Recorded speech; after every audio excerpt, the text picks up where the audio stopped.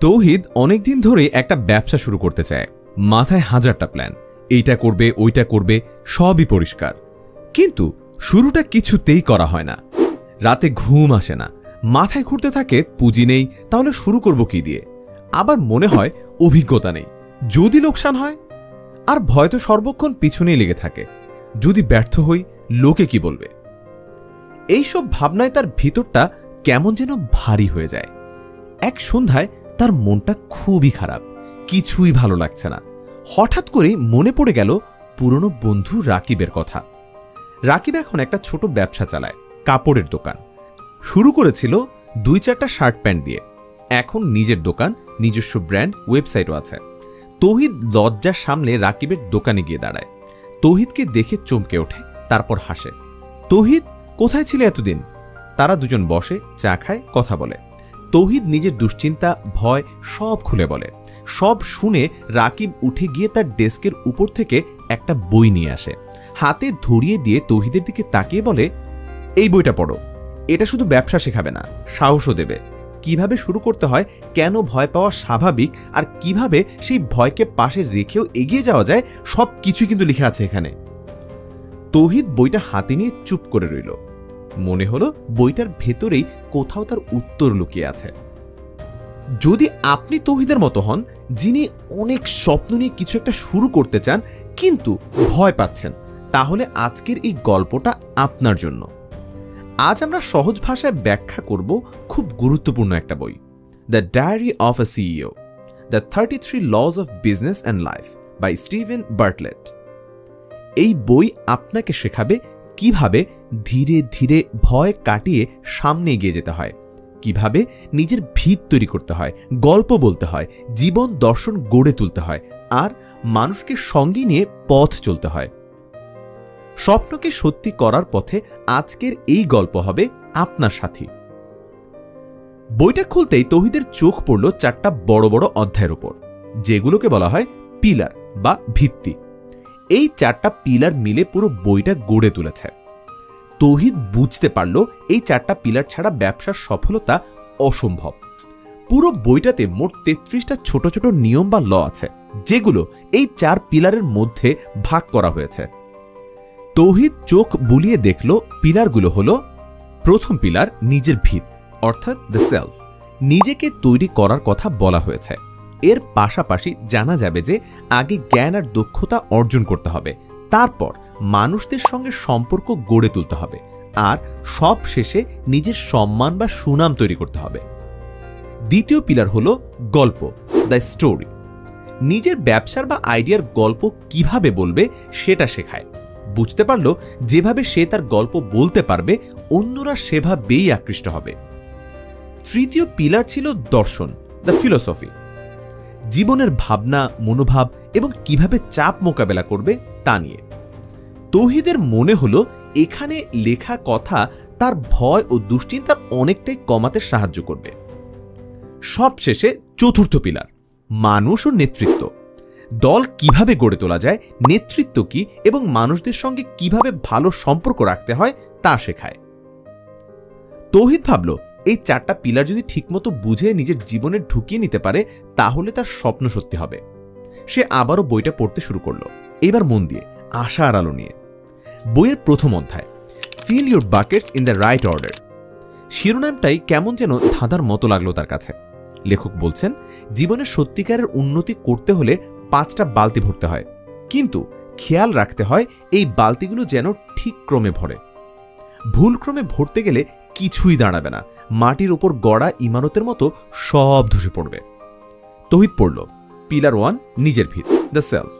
1, 5টি বালতি ঠিক ক্রমে পূর্ণ করো। তৌহিদ ভাবল, হ্যাঁ ঠিকই তো, আগে জানতে হবে, তারপর শিখতে হবে, তারপর মানুষ চিনতে হবে, তারপর নেটওয়ার্ক করতে হবে, তারপর টাকা, তারপর সুনাম। সবকিছু একসাথে চাইলেই হয় না, একটার পর একটা অর্জন করতে হবে। 2, কাউকে কিছু শেখালে নিজের জ্ঞান আরো গভীর হয়। তৌহিদের মনে পড়ল ছোটবেলায় পড়া শেষ করে যখন ভাইকে পড়াতো, তখন নিজেরই সবকিছু পরিষ্কার হয়ে যেত। তাই শিখতে গেলে অন্যকে শেখাতে হবে, তাতে নিজে আরো ভালো করে বুঝতে পারা যায়। 3, বিরোধিতা নয়, কৌতূহল। কারো সাথে মতামতের মিল না হলে রাগ করা যাবে না, বরং নিজেকে বুঝাতে হবে সে কেন এমন বলল, হয়তো তার থেকে নতুন কিছু শেখার সুযোগ আছে। তৌহিদ হাসল, ঠিকই তো, এতদিন রাগ করেই ভুল করতাম। 4, তোমার বিশ্বাস তোমার অভিজ্ঞতা থেকে তৈরি হয়েছে, ইচ্ছা করলেই তাকে বদলানো যায় না। তৌহিদ বুঝল তার যেসব ধারণা, যেসব ভয়, সব তার জীবনের পুরনো অভিজ্ঞতা থেকে এসেছে। নতুন অভিজ্ঞতা আসলে হয়তো এই সব কিছু বদলে যাবে। তাই নতুন কিছু আসলে ভয় না পেয়ে তা নিয়ে কাজ করতে হবে। 5, অস্বাভাবিক বা নতুন কিছু করতে ভয় না পাওয়া। এই লাইন পড়ে তৌহিদের বুক কেঁপে উঠল। নতুন কিছু মানেই তো ভয়, কিন্তু লেখক বলছে এটা স্বাভাবিক, বরং এতে নতুন কিছু শেখার সুযোগ থাকে। 6, প্রশ্ন করলে মানুষ ভাবতে শেখে, তাই প্রশ্ন করো, হুকুম দিও না। তোমরা যদি অন্যকে দিয়ে সব কাজ করাও, তাহলে যা মানুষটি কাজ করবে বা যেই মানুষটি কাজ করবে সে অনেক কিছু শিখবে, কিন্তু তোমার কিছুই শেখা হবে না। 7, তোমার নিজের পরিচয় বা বিশ্বাস বদলিও না। তুমি কে সেটা ভুলে যেও না। তৌহিদ গভীরভাবে ভাবল সে ব্যবসা করবে, ঠিক আছে, কিন্তু নিজের পরিচয়, নৈতিকতা ভুলে যাওয়া যাবে না। 8, খারাপ অভ্যাস ছাড়তে চাইলে তার জায়গায় ভালো অভ্যাস আনো। বাজে অভ্যাস ছাড়তে গেলে কষ্ট হয়, কিন্তু তার জায়গায় যদি ভালো অভ্যাস ঢোকানো যায় তাহলে সহজেই বদলে যাবে, যুদ্ধ করার দরকার নেই। 9, সবসময় তোমার মূল ভিত্তিকে গুরুত্ব দাও। সবশেষে নিজের সত্য, নিজের মূল্যবোধ, নিজের শান্তি, এইগুলো আগে। টাকা, ব্যবসা, নামকাম এগুলো সব পরে। ভিত ঠিক থাকলে বাকিটা এমনিতেই ঠিক হবে। বইয়ের এই অংশ পড়ে তৌহিদের মনে এক ধরনের শান্তি এলো, ভয় কমে গেল অনেকটা।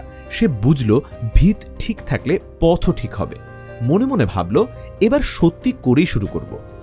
এইসব ভাবতে ভাবতে ভোর হয়ে আসে, যেন নতুন সকাল, নতুন সম্ভাবনা নিয়ে আসছে। পরদিন বইটা খুলে চোখে পড়ল বড় অক্ষরে লেখা পিলার 2 গল্প, দ্য স্টোরি। বইটা বলছে শুধু কাজ করলেই হয় না, মানুষকে বোঝাতে হবে তুমি কি কাজ করছো, নিজের গল্প নিজেকেই বলতে হবে। প্রথম লটি ছিল 1, অযৌক্তিক বা মজার কিছু মনে থাকে বেশি। তৌহিদ বুঝল কখনো কখনো ব্র্যান্ড বা ব্যবসায় একটা অদ্ভুত বা মজার কিছু থাকলে সেটাই মানুষের বেশি মনে থাকে। তাই সে ভাবল হয়তো তার ব্যবসায় একটু ভিন্নতা আনলে অন্যদের থেকে আলাদা হওয়া যাবে। 2, সাধারণ থেকে দূরে থাকতে হবে। তৌহিদ ভাবল সাহস করে আলাদা কিছু করতে হবে, নিজের স্বতন্ত্র পরিচয় তৈরি করতে হবে। 3, সবাইকে খুশি করার চেষ্টা করো না। তৌহিদ জানল নতুন কিছু করলে সবাই খুশি হবে না, কারো আপত্তি আসতে পারে, এটা স্বাভাবিক এবং তা মেনেই এগোতে হবে। 4, বড় স্বপ্ন দেখো। তৌহিদের মনে হলো ছোট স্বপ্ন দিয়ে কাজ হবে না, বড় লক্ষ্য ঠিক করতে হবে যা তাকে এগিয়ে নিয়ে যাবে। 5, সমস্যার মধ্যেও সুযোগ আছে। যখন তৌহিদ সমস্যায় পড়বে তখন ভয় না পেয়ে শিখবে, কঠিন সময়েও উন্নতির সুযোগ লুকিয়ে আছে। 6, কিভাবে উপস্থাপন করছো সেটা বেশি গুরুত্বপূর্ণ। তৌহিদ বুঝল শুধু ভালো আইডিয়া থাকাটা যথেষ্ট নয়, সেটা কিভাবে বলতে হবে বা দেখাতে হবে তাতে অনেক কিছু নির্ভর করে। 7, মাঝামাঝি পথ বেছে নাও। অতিরিক্ত কিছু করলে ভালো হয় না, সবকিছুর মধ্যে ভারসাম্য রাখতে হবে। 8, সুযোগ দাও সবাইকে। তৌহিদ ভাবল মানুষকে সুযোগ দিতে হবে, তখন তারা নিজেরাই ভালোবাসবে তার প্রোডাক্ট বা আইডিয়া। 9, প্রথম 5 সেকেন্ডের লড়াই জিতে নাও। তৌহিদ শিখল প্রথম 5 সেকেন্ডে যদি মানুষের মনোযোগ ধরা যায় তাহলে পরের সবটুকুই মানুষ মন দিয়ে শোনে। তাই প্রথম অংশটাই সবচেয়ে বেশি গুরুত্বপূর্ণ। পরের পিলার 3 দর্শন, দ্য ফিলসফি। 1, ছোট ছোট বিষয় খেয়াল রাখো। তৌহিদ বুঝতে পারল ছোট ছোট কাজ বা ভুলগুলোকেও ছোট করে নেওয়া উচিত না, ছোট ছোট উন্নতি মিলেই বড় সাফল্যের পথে নিয়ে যায়। 2, আজকের ছোট ভুল ভবিষ্যতের বড় সমস্যা। যদি আজকের ছোট ভুলকে পাত্তা না দাও সেটা পরে বড় বিপদ ডেকে আনতে পারে। 3, প্রতিযোগীর চেয়ে বেশি ভুল করো। ভুল করাটা লজ্জার কিছু নয়, বরং শেখার পথ। তৌহিদের মনে হলো ভুল হলে হাল ছাড়বে না, বরং তার থেকে শিক্ষা নিয়ে সামনে যাবে। 4, প্ল্যান এ চিন্তা করো। একটা স্পষ্ট লক্ষ্য ঠিক করে তার প্রতি পুরো মনোযোগ দিতে হবে। ব্যর্থ হলে অন্য কিছু করব এমন ভাবনা বাদ দিতে হবে। 5, পাখির মতো চোখ বন্ধ করো না।